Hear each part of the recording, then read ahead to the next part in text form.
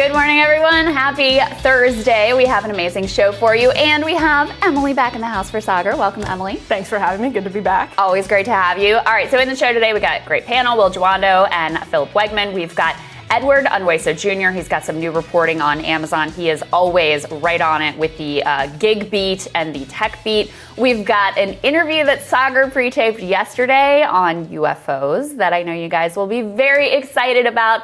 But, Emily, we wanted to start with Biden's big speech to Congress last night. Yeah, Krystal, I don't know what you thought about this. We were talking a little bit before we rolled that, probably the messaging from both Biden and Tim Scott resonated with their respective parties, maybe also with independents. But for me, that's sort of what usually happens, at least with the State of the Union or a joint address, because it goes through so many layers of editing and so many layers of other people controlling it that you're able to have a very tight message. Yeah. I mean, that's what it seemed like. These are the sort of things that you're not going to have any, you're not taking questions, so there's not going to be any big gaffes. You're not going to break a lot of news. This is just about sort of reinforcing to the broadest audience that you can possibly reach the basics of what you've done and what you want to do. And so, look, he started in the obvious place, recapping the first 100 days, and the big message out of this was, look, we did a great job getting shots in arms, and we did a good job of getting checks in your bank account. Let's listen to what he had to say about vaccines. After I promised we'd get 100 million COVID-19 vaccine shots into people's arms in 100 days, we will have provided over 220 million COVID shots in those 100 days. Thanks to all the help of all of you. We're marshaling, with your help, everyone's help, we're marshaling every federal resource. We've gotten vaccines to nearly 40,000 pharmacies and over 700 community health centers where the poorest of the poor can be reached. We're setting up community vaccination sites, developing mobile units to get to hard-to-reach communities. Today, 90% of Americans now live within 5 miles of a vaccination site. Everyone over the age of 16, everyone is now eligible to get vaccinated right now, right away. Go get vaccinated, America. I mean, can't really disagree with any of that. And I think most of the speech, practically every policy that he laid out, I think it would get significantly more than majority support. I thought the speech was well crafted to appeal to the broadest possible audience. He really focused in, emphasized that his plans going forward focus on jobs, focus on blue collar jobs, focus on buying American. I do want to say the context for all of this is I don't know how much these speeches really matter. Maybe on the margins, it sort of solidifies their view one way or another. I don't know how incredibly significant they are. But for what it's worth, I thought the speech itself, just on the style points, the writing of it, it hit that sort of Biden, very unifying language, hard to disagree with, wanting to cure cancer and get people's vaccines. So, I thought he did a good job. I thought the speechwriters did a good job trying to appeal to the broadest audience last night. For me, the big question is how much of what he laid out are they actually going to accomplish? And we can get to that in a minute. Well, and how much do they actually want to accomplish? Because that's the thing. You can talk a big game about closing tax loopholes, but when the sausage is getting made and you're a Democrat like Joe Biden as opposed to Bernie Sanders, it's going to turn out differently than you're talking about in speeches like this, which is an opportunity for you to put your best foot forward messaging-wise. And all of that, you're really able to say things, and then it's very different from when push comes to shove and you're negotiating. You have the corporate lobbyists in the White House. They were there last week when he introduced one of these plans. So, he can talk a big game right now, and I think he did a good job of talking the big game. So let's see what happens. Let's listen to a little bit more. I thought they used a lot of populist rhetoric here. This was one of the moments that stood out to me where he went in hard on the need to buy American and create American jobs. Let's take a listen to that. And all the investments in the American Job Plan will be guided by one principle: buy American. Buy American. These are good paying jobs that can't be outsourced. Nearly 90% of the infrastructure jobs created in the American Jobs Plan do not require a college degree. 75% don't require an associate's degree. The American Jobs Plan is a blue-collar blueprint to build America. That's what it is. And Emily, one of the arguments that I've been making here and that Ross Douthat also has made over the Times is that Biden has actually picked up some of the actual left of center populist rhetoric from Trump that he never actualized in terms of being president. But I mean, this Buy American, this could have been a Trump speech in terms of the messaging here around both Buy American and focus on creating blue collar jobs. And so he's sort of picked up some of those pieces, but is moving the ball forward in terms of actually getting them done. I thought the Buy American moment was fascinating, and maybe this is me being like overly pessimistic, but when the entire crowd of politicians stood up for that line, again, we'll see what they actually do. Right. But I feel like there's been so much pessimism just about the country in general, from both the right and from the left, especially from the left. And so to see Democrats cheer for a line about buying American, which means more than just, it's not, that's not just economics. That's also sort of gets to patriotism and national pride. Yes. But in a very specific way. And so that was a really interesting moment from my perspective. And you're right. You took the words right out of my mouth, just like Biden sort of took the words right out of Trump's mouth. It did sound, if you took the jobs plan, the very specific name of his jobs plan out of that transcript of that moment, Donald Trump easily could have said that. Blue collar blueprint? That's fantastic. I mean, so yeah, the populist rhetoric is there, but in the China, it's the same thing in the China rhetoric. Yeah. I was actually surprised by how robust that part of his speech was as well. Yes, that is very true. And he talked in foreign policy also about ending the forever war in Afghanistan, another thing that Trump talked about but never actually got around to doing. Biden seems pretty adamant about getting out this fall. We'll see if that actually happens. I think based on his rhetoric that it actually will, because they seem to have very firmly committed themselves there.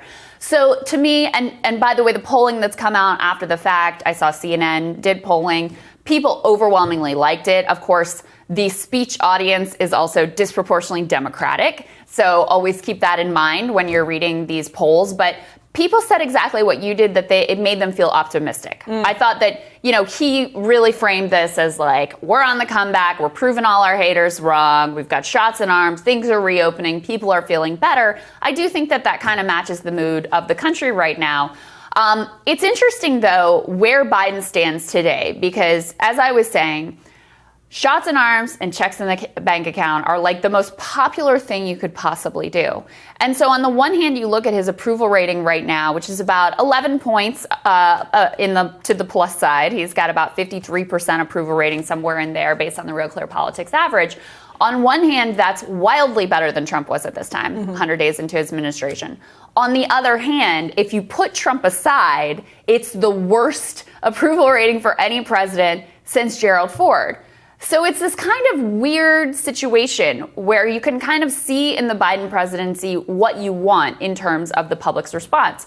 I would actually argue that because things are so tribal and so polarized now, 55, maybe 60%, if you really go gangbusters and are extraordinarily effective, maybe have some crisis that you respond to in a really effective manner, like with vaccines and coronavirus, you can maybe get as high as 60%. But there's a pretty hard lid on how high up you can go. So I think Biden's approval rating right now is actually pretty strong, given just the state of the country. No, I completely agree. I mean, I think we have to acknowledge that the bar is low in an era of intense polarization. And again, it's sort of like we talked about this after Biden spoke when the Chauvin verdict came out last week. But there are these acts or these moments that demand political theater. Love it or hate it, they demand political theater. The State of the Union or joint addresses to Congress are one of them. Crisis moments are another one.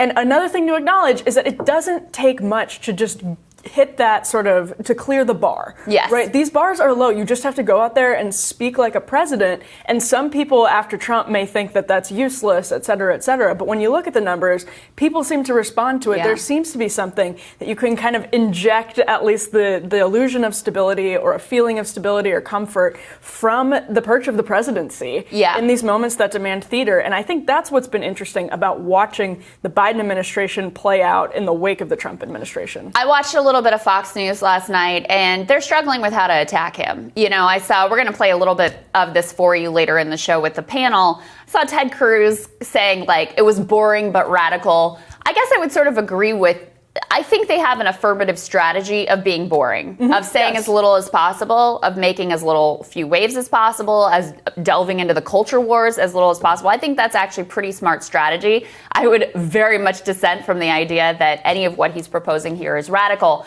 And that gets to my, I guess, critique of the speech, which, again, I think was well crafted. I think it was well received. I think he delivered it in an effective manner. The question is, look, you've laid out a lot of stuff you want to do. I'm really skeptical that they're going to do what it takes to get most of this agenda through. There's even, and we're going to talk to David Sirota about this. So we talked about last night negotiating with drug companies on pricing through Medicare, which is something that every president freaking talks about and no one ever freaking does because the pharmaceutical lobbyists are so extraordinarily powerful. Well, it's weird that he talked about it, but it's not actually in any of these plans.